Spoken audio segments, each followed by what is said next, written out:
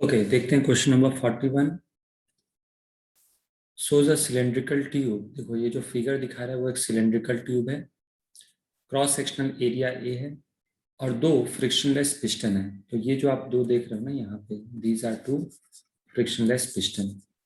Okay, the piston are connected to each other by a metallic wire. ये जो आप देख रहे हो, this is a metallic wire. Initially the temperature is T naught and pressure is P naught. तो देखो initial क्या है, इनिशियली यहाँ पे प्रेशर पी नॉट है, टेम्परेचर यहाँ पे क्या है टी नॉट, प्रेशर भी यहाँ पे क्या है पी नॉट, और यहाँ पे प्रेशर है पी नॉट। क्वेश्चन में पूछा जा रहा है कि what is tension in the wire. तो आप क्या करो, किसी भी एक पिस्टन का फ्री बॉडी डायग्राम ड्रॉ कर लो। Suppose this is one piston. यहां से कितना फोर्स लगेगा, पी नॉट इंटू एरिया। मैं ए पार्ट सॉल्व कर रहा हूं यहाँ पे। यहां से कितना फोर्स लगेगा, पी नॉट इंटू एरिया। मान लो स्ट्रिंग के अंदर टेंशन टी है, तो टेंशन टी ऐसे लगेगा। ओके, अब जब आप नेट फोर्सेस पे जीरो करोगे तो you will get tension is equal to zero. T याद रखना, टी इज टेंशन, टी माने टेम्परेचर मत मान लेना। वेयर मैं लिख देता हूं टी इज टेंशन। ओके, अब बी पार्ट में क्या बोल रहा है, बी पार्ट में आपने टेम्परेचर को क्या किया है, टेम्परेचर इज डबल्ड। तो जब आप टेम्परेचर डबल करोगे तो यहाँ का जो प्रेशर क्या वो भी 2p0 हो जाएगा। जब टेम्परेचर डबल करोगे वॉल्यूम तो कांस्टेंट है। मैं दूसरा डायग्राम ड्रॉ कर दूं आप लोग के लिए, ध्यान से देखो। बी पार्ट,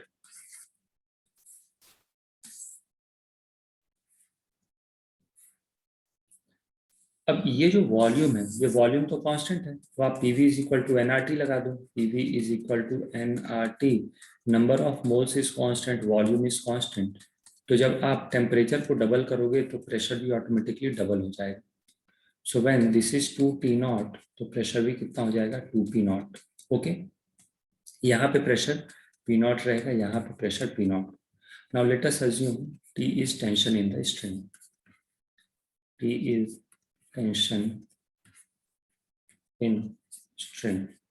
ओके, अब आप क्या करो, फ्री बॉडी डायग्राम ड्रॉ कर दो किसी भी एक पिस्टन का। तो यहाँ से कितना फोर्स लगेगा, एटमॉस्फेयर में लगाया पी नॉट इंटू ए। अंदर में प्रेशर कितना है 2p0, दिस इज 2p0 ए, और टेंशन है T। सॉल्व कर लो तो बहुत ही सिंपल इक्वेशन आ जाएगा।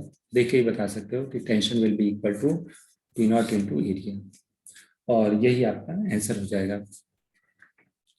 क्वेश्चन नंबर 41 ये दिया हुआ है। ओके, तो बहुत ही सिंपल था, स्ट्रेट फॉरवर्ड क्वेश्चन था। चलो नेक्स्ट क्वेश्चन देखा जाए।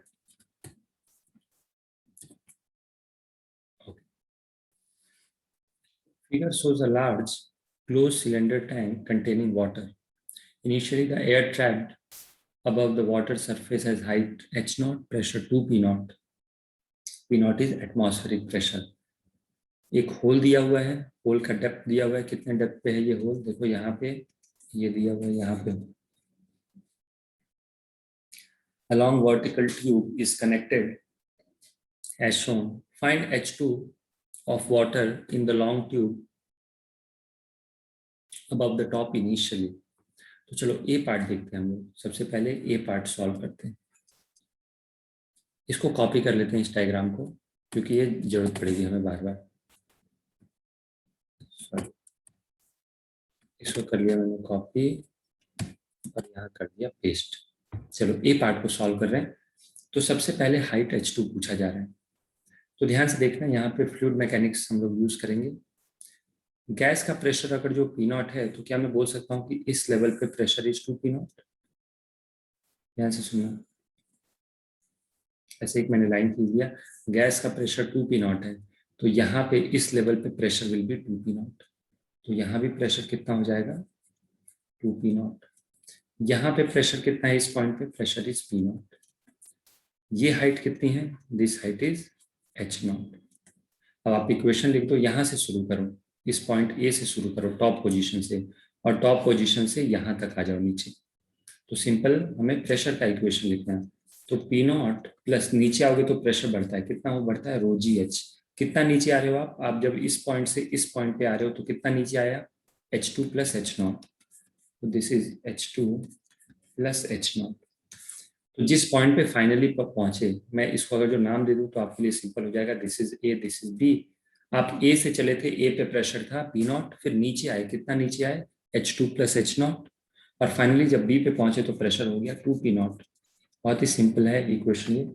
ओके, तो यहाँ से मुझे H2 कैलकुलेट करना है, तो रो g H2 plus H0 will be P0। Okay, अब आप क्या करो, इस टर्म को राइट हैंड साइड लेके जाओ, तो this will be rho g, H2 आ जाएगा यहाँ से, H2 will be equal to P0 by rho g minus H0। ये हो जाएगा पहले पार्ट का answer, P0 by rho g minus H0। चलो अब बी पार्ट पे आते हैं। बी पार्ट में पूछा जा रहा है find the speed with which water comes out of the hole, मतलब स्पीड ऑफ इफ्लक्स पूछा जा रहा है। ओके, तो चलो आते हैं बी पार्ट पे बच्चों। स्पीड ऑफ इफ्लक्स, तो यहाँ पे मैं क्या करूंगा, बर्नौलीज इक्वेशन लगा दूंगा। बर्नौली इक्वेशन क्या है, Bernoulli equation is P plus rho g h plus half rho v square is constant, plus half rho v square is constant. तो मैं बर्नौली इक्वेशन दो जगह के लिए लगाऊंगा, देखो यहाँ और यहाँ, इस लेवल पे, इन दोनों जगह के लिए मैं बर्नौली इक्वेशन लगाने जा रहा हूँ। ठीक है, इस दो लेवल पे। अब यहाँ पे ध्यान से देखना, ये जो पानी बाहर निकल रहा है, मेरी बात को ध्यान से सुनना, ये जो पानी बाहर निकल रहा है, यहाँ पे प्रेशर होगा P0, यहाँ पे प्रेशर है 2P0। अगर जो इसी को मैं रेफरेंस हाइट मान लूँ तो इसको हाइट में 0 मान लेता हूँ, तो ये नाम दे दिया जाए क्या, चलो दो नाम दे देते हैं। सॉरी, इसको लेवल ए बोल देते हैं, ए और बी के बीच में मैं बर्नौली इक्वेशन लिख रहा हूँ। तो इसकी ए की हाइट कितनी हो जाएगी, H1 माइनस H0। इसकी जो हाइट लिखोगे that will be H1 minus H0 लिख देंगे। चलो बर्नौलीज इक्वेशन लिखते हैं, तो ए के लिए, ए पे प्रेशर कितना है 2P0, ए पे रोजी एच का टर्म कितना हो जाएगा, रोजी height is basically H1 minus H0 plus यहाँ पे जो वाटर की वेलोसिटी होगी इस सरफेस पे, किस सरफेस पे क्या बात कर रहा हूँ मैं, इस सरफेस पे, ए पे, ए लेवल पे वेलोसिटी क्या होगी, तो हम लोग नेग्लेजिबल मान सकते हैं। क्यों, क्योंकि ये एरिया ज्यादा है, और ये एरिया ज्यादा है तो यहाँ पे वेलोसिटी बहुत कम होगी। कुछ नहीं दिया तो वी विल अज्यूम कि this area is very very large in comparison to area of this hole. Okay, तो ये जो वेलोसिटी है ये हो गया 0 इज इक्वल टू, अब पानी जो यहाँ से बाहर निकल रहा है, यहाँ से पानी जो बाहर निकल रहा है, इसकी रफ्तार क्या है, इसकी रफ्तार, सॉरी, यहाँ पे प्रेशर कितना है P0, हाइट कितनी है, इस लेवल की हाइट, यही रेफरेंस है तो 0, और मान लो इसकी रफ्तार किस स्पीड से निकल रहा है, v से, तो this is half rho v square. Calculate किया जाए तो P0 से एक P0 चला जाएगा, तो this will be P0 plus rho g H1 minus H0 is equal to half rho v square. Okay, अब हाफ रो को लेफ्ट हैंड साइड में लेके आ जाओ, तो दिस विल बिकम 2/रो। ओके, दिस विल बिकम 2/रो, ये हो गया वी स्क्वायर। तो v का क्या होगा, v के लिए मुझे इस पूरे का रूट ले लेना पड़ेगा, तो बहुत ही सिंपल है। ठीक है, तो मैं अब पूरा फाइनल आंसर नहीं लिख रहा हूँ, v आपको यहाँ से समझ में आ जाएगा कि कैसे फाइनल आंसर तक पहुंचना है। ओके, अब सी पार्ट देखते हैं। सी पार्ट में थोड़ा सा आपको ध्यान से देखना पड़ेगा, find the height of water in the long tube above the top when water stops coming out of the hole। ठीक है, तो बहुत बच्चे ये डिटरमाइन नहीं कर पाते कि होल से पानी बाहर निकलना कब बंद हो जाएगा। तो let us observe part C. देखो होगा क्या,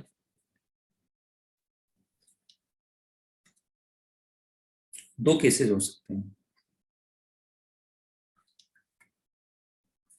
एक तो पानी यहां तक आके बाहर निकलना बंद हो जाए। एक्चुअली ये जो वाटर लेवल आप ये देख रहे हो ना, इस चीज को समझना ध्यान से, ये वाटर लेवल है ऐसे। अब एक तरीका है कि ये वाटर लेवल यहां तक आके बंद हो जाए, यहाँ तक अगर जो पानी का लेवल ये आ जाएगा तो उसके बाद पानी बाहर निकलना बंद हो जाएगा। या फिर एक और तरीका हो सकता है, वो तरीका क्या हो सकता है, कुछ ऐसा हो जाए कि यहाँ पे जैसे ये नीचे आए तो ये तो पूरा का पूरा एयर हो गया, और ये जब पूरा का पूरा इस रीजन में एयर आ गया तो क्या मैं बोल सकता हूँ कि ये जो प्रेशर 2p0 था ये रिड्यूस हो जाएगा। और जब ये प्रेशर प्रेशर रिड्यूस हो जाएगा तो ऐसा हो सकता है कि ये फाइनल प्रेशर P हो जाए 2p0 की जगह, this is not 2p0, 2p0 की जगह P हो जाए और ये p0 से भी लोअर हो जाए। अब वो डिपेंड करेगा कि ये क्वांटिटी H0 और H1 में क्या रिलेशन है। ऐसा हो सकता है कि प्रेशर इज बिलो कितना, जो प्रेशर की वैल्यू P आ रही है वो किसके बिलो हो जाए, p0 से भी नीचे चला जाए, और यहाँ पे है प्रेशर p0। और इन दोनों में जब आप इक्वेशन लिखो तो यहां से लेटर से कि ये जो हाइट है वो कुछ स्मॉल h आ रहा है, ये h आ रहा है। अब जब आप बर्नौलीज इक्वेशन लिखने जाओगे तो ये हो जाएगा P plus rho g h p0 plus half rho b square. अब मैं क्या समझाना चाहता हूँ आपको कि ऐसा हो सकता है कि p0 plus rho g H, मैंने क्या कहा कि जो p है वो p0 से भी कम हो जाए, तो p plus rho g h p0 के इक्वल हो जाए, तो ये टर्म एक दूसरे से कैंसिल हो जाए और वेलोसिटी जीरो आ जाए। समझ आई मेरी बात? तो ये भी एक सिचुएशन हो सकता है। ऐसा जरूरी नहीं है कि पानी का लेवल एकदम यहाँ तक आ जाए तभी पानी बाहर निकलना बंद होगा। ऐसा भी हो सकता है कि वाटर लेवल h हाइट ऊपर हो such that P plus rho g h is equal to P0। P plus ये हाइट, क्या मैं क्लियरली आप लोग को दिखा पा रहा हूँ ढंग से? चलो ऐसे ड्रॉ कर देता हूँ, ऐसे ढंग से ड्रॉ कर देता हूँ, दिस इज हाइट h। ये सिर्फ एक्सप्लेन करने के लिए मैं कर रहा हूँ कि ऐसा हो जाए P plus rho g h is equal to p0 हो जाए, ऐसे में भी स्पीड ऑफ इफ्लक्स जीरो आ जाएगा। ओके, ठीक है। चलो ध्यान से देखना, इसी डायग्राम में नहीं समझाऊंगा, एक दूसरा डायग्राम ले लेते हैं ताकि क्लियर कट समझ में आए। तो बेसिकली मैंने क्या देखा कि वाटर का लेवल इसके ऊपर भी रहे, लेकिन फाइनली जब आप देखोगे मान लो किसी भी हाइट h तक रहे, यहाँ पे फाइनल प्रेशर p0 ही आएगा।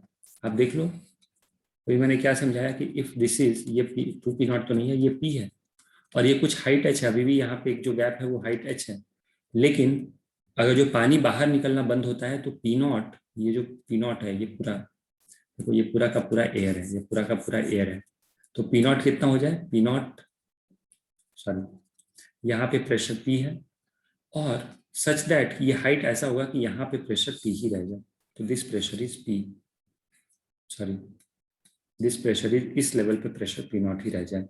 p plus rho g H will be p0। देखो यहाँ पे दिखा रहा हूँ P plus rho g H, मतलब यहाँ से जब आप H नीचे आओगे तो प्रेशर हो जाएगा P plus rho g H, और फाइनली आप P0 पे ही पहुंच जाओगे। तो याद रखना इस लेवल पे प्रेशर इज P0। ओके, तो यहाँ भी प्रेशर क्या हो जाएगा, दिस इज P0, ये प्रेशर भी हो जाएगा P0। अब चाहते हो ये प्रेशर P0 हो तो इस कॉलम में वाटर की हाइट कितनी होगी, इस कॉलम में वाटर की हाइट कितनी होगी, तो देखो यहाँ भी P0 है, और आप चाहते हो यहाँ भी P0 हो, तो ये पूरा का पूरा यहाँ तक पानी खाली होना चाहिए, पानी सिर्फ यहाँ ये इस रीजन में भरा होगा। समझ में आई मेरी बात? अरे यहाँ P0 है, यहाँ भी P0 है, तो ये वाटर को क्या करना पड़ेगा, ये खाली हो जाएगा। क्लियर है मेरी बात? मैं इक्वेशन से भी दिखा सकता हूँ, मान लो ये x है, इसको मान लो दिस हाइट इज x।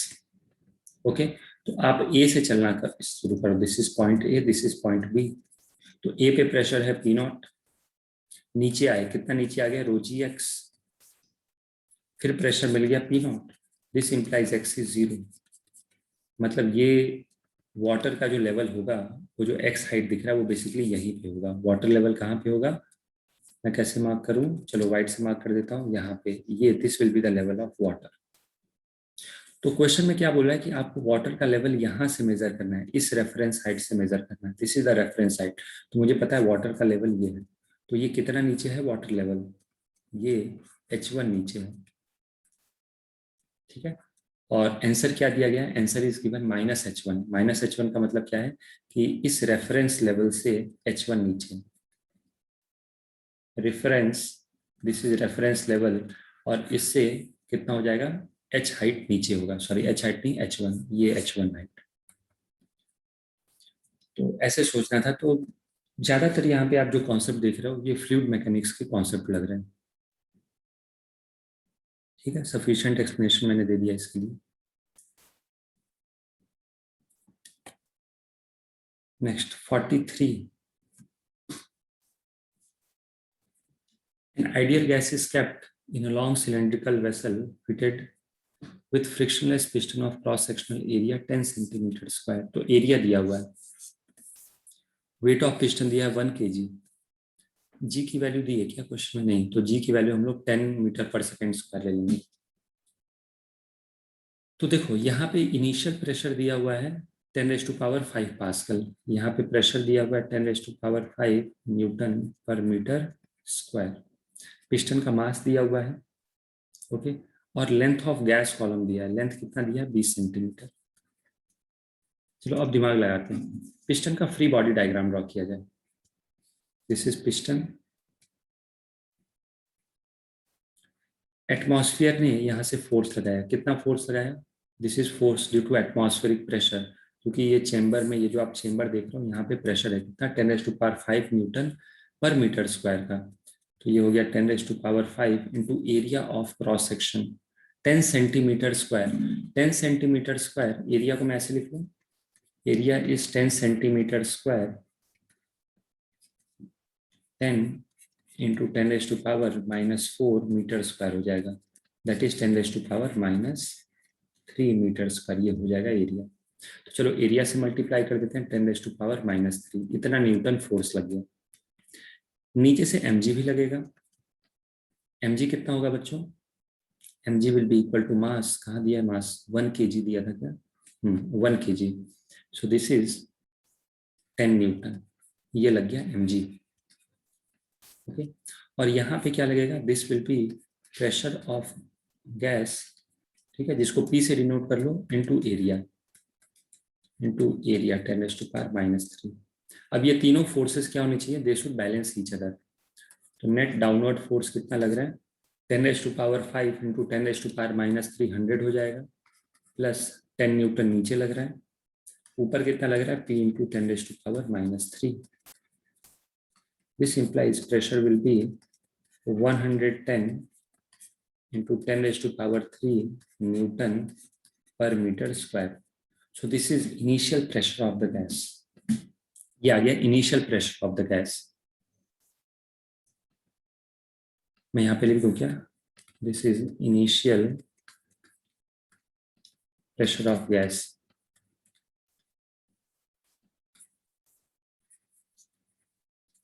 अब क्वेश्चन में क्या बोल रहा है कि जो चेंबर में हवा है, the chamber is now completely evacuated, मतलब ये जो हवा देख रहे थे ना, यहाँ पे प्रेजेंट था, इस जगह पे, यहाँ पे ये जो प्रेजेंट था उसको हमने कंप्लीटली इवैक्यूएट कर दिया। तो इवैक्यूएट कर दोगे तो क्या यहाँ पे प्रेशर 0 हो जाएगा बाहर में, इस रीजन में ये पूरा चेंबर का आउटसाइड प्रेशर विल बी 0, क्योंकि पूरा एयर मॉलिक्यूल्स तो निकल गया। तो फ्री बॉडी डायग्राम में क्या फर्क पड़ेगा? ये जो फोर्स लग रहा था ये गायब हो जाएगा, क्योंकि एयर है ही नहीं है। यहाँ पे जो P0 पहले यहाँ पे प्रेशर P था 10⁵ न्यूटन पर मीटर स्क्वायर, वो 0 हो जाएगा। तो अब नया फ्री बॉडी डायग्राम कैसे बनेगा? दिस इज द पिस्टन, नीचे लगेगा mg दैट इज 10 न्यूटन, और ऊपर लगेगा pressure into area 10⁻⁻3। So what is final pressure? P will be equal to 10⁻⁴ newton per meter square. Okay, this is final pressure.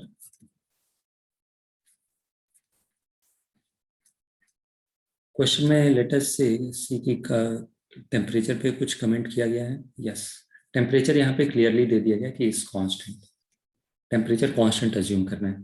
तो आप एक बार इस इक्वेशन को देख लो, PV is equal to nRT, number of moles. आप confuse मत होना, यहाँ पे नंबर ऑफ मोल्स तो कांस्टेंट ही रहेंगे ना। देखो यहाँ पे सॉरी दिख नहीं रहा होगा आपको, ये आपने जो गैस पंप आउट किया वो यहाँ से तो निकला नहीं होगा, वो कहाँ से निकला होगा? वो तो इस रीजन से निकला होगा ना। तो यहाँ पे तो नंबर ऑफ मोल्स कांस्टेंट ही रहेगा। So number of moles is constant, R is constant, and in the problem it is given that temperature is also constant. This implies P1 V1 is equal to P2 V2. Initial pressure मैंने अभी calculate किया था, कहाँ गया? 110 into 10 raised to power 3. 110 into 10 raised to power 3. What is initial volume? Initial volume is 20 into area of cross section, क्योंकि ये length जो है वो 20 सेंटीमीटर दिया हुआ है. Final pressure is 10 raised to power 4 and let us say length is x. Question में क्या पूछा गया? Length of the gas column. तो अगर जो गैस कॉलम का लेंथ x है, so its volume will be x into a. Area से एरिया कैंसिल हो गया, 10 raised to power 4 ये कैंसिल हो गया. This implies x is 11 into 20, that is 220 centimetres. ये आ जाएगा लेंथ. आंसर दिया हुआ है आपकी बुक में 22 सेंटीमीटर, नहीं 43 में दिया हुआ है 2.2 मीटर. यस, तो आप इसको कन्वर्ट करके देख लो मीटर्स में, तो दिस विल बी 2.2 मीटर्स.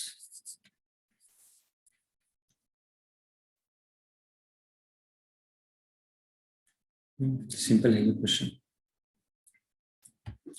चलो नेक्स्ट क्वेश्चन देखते हैं.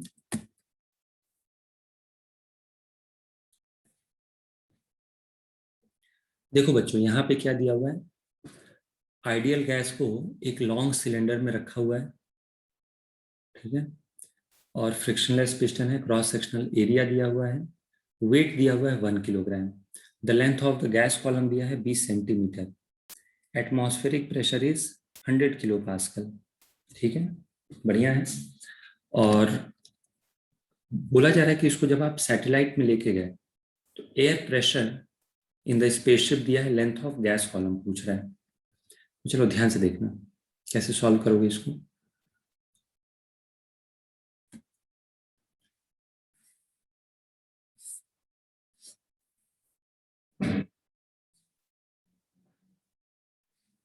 This is the piston. Okay,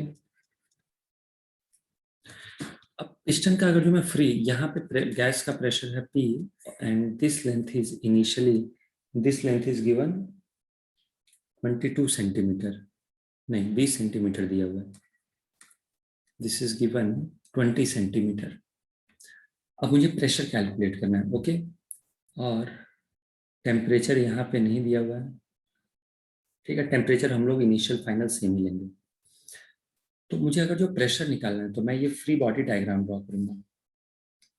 area of cross section already पिछला ही क्वेश्चन का डेटा है 10 raised to power -3 metre square. तो यहाँ से एक फोर्स लगेगा, force due to atmospheric pressure P0 into A, that is 10 raised to power 5 into 10 raised to power -3, this will be 100 Newton. नीचे में एक mg लगेगा. mg की वैल्यू कितनी हो जाएगी? mg की वैल्यू हो जाएगी 10 Newton. This is pressure of gas into area. तो ये बिल्कुल पिछले क्वेश्चन का ही डेटा है. तो this will B 110 into 10 raised to power 3 Newton पर मीटर स्क्वायर. ये आ जाएगा इनिशियल प्रेशर. अब देखो, जब इसको आप सैटेलाइट में लेके जाओगे तो आपको ये पता होना चाहिए था कि जब वो सैटेलाइट रिवॉल्व कर रहा है ना, तो वो एक तरीके का ग्रेविटी फ्री स्पेस बन जाएगा. मतलब आप सैटेलाइट के फ्रेम में देखोगे तो ये mg वाला फोर्स हट जाएगा. बेसिकली मतलब अर्थ अट्रैक्ट करता है, लेकिन उसके रिवोल्यूशन से उसका इफेक्ट खत्म हो जाता है. अब इस चीज को मैं इतना डिटेल में नहीं बताऊंगा, तो मैं शॉर्ट में बता देता हूँ कि mg का इफेक्ट नहीं है. लेकिन इसका मतलब ऐसा नहीं कि ग्रेविटेशनल फोर्स नहीं लगता. बस मैं शॉर्ट में समझाने के लिए आपको बोल रहा हूँ कि mg नहीं लेना. तो जब ये स्पेसशिप में चला जाएगा, इन स्पेसशिप,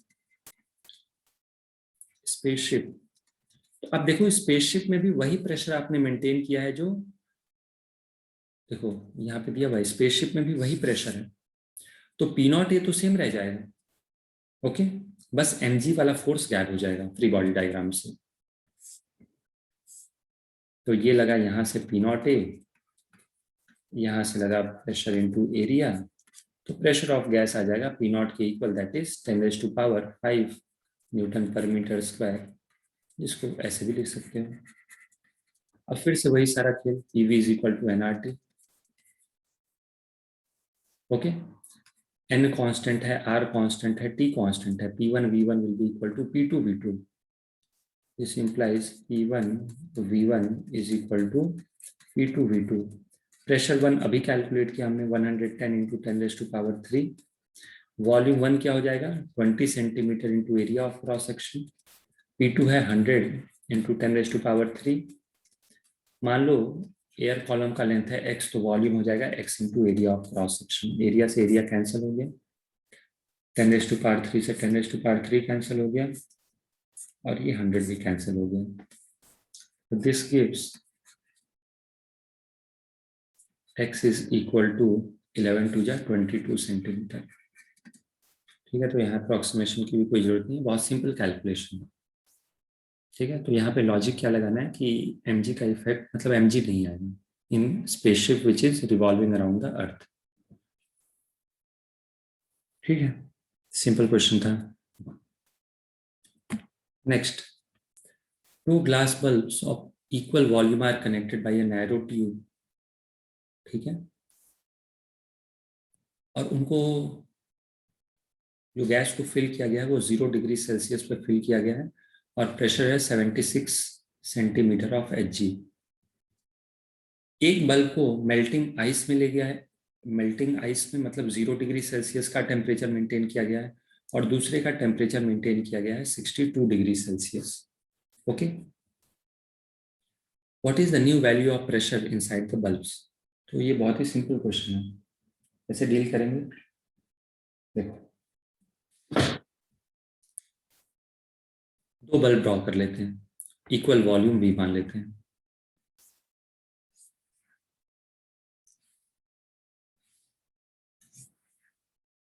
इसका भी ओके, छोटा एक बड़ा हो गया, इसका भी वॉल्यूम भी है, इसका भी वॉल्यूम भी है। टेम्परेचर की बात की जाए तो इसका भी 273 डिग्री सेल्सियस, इसका भी 273 डिग्री सेल्सियस। प्रेशर 76 सेंटीमीटर, इसका भी प्रेशर 76 सेंटीमीटर। ओके, अब हमने क्या कर दिया, चलो सबसे पहले तो क्या मैं बोल सकता हूँ यहाँ पे नंबर ऑफ मोल्स N1 है, यहाँ पे नंबर ऑफ मोल्स N2 है। यस, एक्चुअली इसको थोड़ा लेफ्ट में ड्रॉ करना चाहिए था, चलो कोई बात नहीं।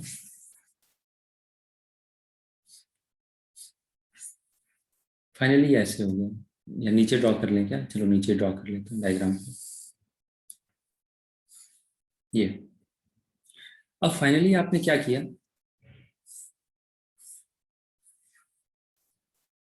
फाइनली वॉल्यूम तो V ही रह गया, प्रेशर दोनों तरफ P होगा। ठीक है, इक्विलिब्रियम कंडीशन में प्रेशर दोनों तरफ इक्वल होना चाहिए। प्रेशर अगर जो इक्वल नहीं हुआ तो क्या होगा, गैस का मूवमेंट होता ही रहेगा। तो इन स्टेडी स्टेट दोनों तरफ प्रेशर क्या होगा, pressure will be same, P मान लेते हैं। अब क्या करना है, जो प्रेशर डील कर रहा हूं ना वो सेंटीमीटर ऑफ Hg में ही आएगा, क्योंकि यहाँ पे मैं यूनिट चेंज नहीं करने वाला हूँ। This is centimetre of Hg। तो प्रेशर दोनों तरफ सेम। टेम्परेचर का क्या सीन है, तो टेम्परेचर एक तरफ है 0 डिग्री सेल्सियस, एक तरफ है 62। तो 0 डिग्री सेल्सियस वाला बन जाएगा 273। सही लिख रहा हूँ ना मैं, यस। ए को मेल्टिंग आइस में रखा और यहाँ पे है 62, तो 273 प्लस 62 ये हो जाएगा 335। यहाँ पे नंबर ऑफ मोल्स जो होगा ये N3 होगा, ये क्या हो जाएगा N4 होगा। तो क्या मैं लिख सकता हूँ कि टोटल नंबर ऑफ मोल्स जो शुरू में था N1 plus N2, that will be final number of moles N3 plus N4। Okay, N1 कितना हो जाएगा, N1 हो जाएगा PV बाई RT, N2 भी हो जाएगा PV बाई RT। तो प्रेशर है 76, वॉल्यूम है V on R into 273 into भी क्या हो जाएगा, प्रेशर सेम है, वॉल्यूम V है, R है, और टेम्परेचर है 273। फाइनल N3 देखो, N3 हो जाएगा PV by R into 273। Pressure calculate करना है, वॉल्यूम V है upon R into 273 plus final pressure P है, वॉल्यूम V है अपॉन R इंटू 335। यहाँ से V कैंसिल हो जाएगा, R कैंसिल हो जाएगा हर जगह से। ओके, P कॉमन ले लो यहाँ पे, दिस इज 1/273 प्लस 335, ये हो जाएगा 76 इंटू 2.273। तो फाइनली जो प्रेशर आएगा दिस विल बी 76 इंटू 2/273। अब इसको जो ऐड करोगे ना, बहुत ही सिंपल है ये, 273 इंटू 335, और इन दोनों का जो सम आएगा वो इस तरफ डिनोमिनेटर में आ जाएगा।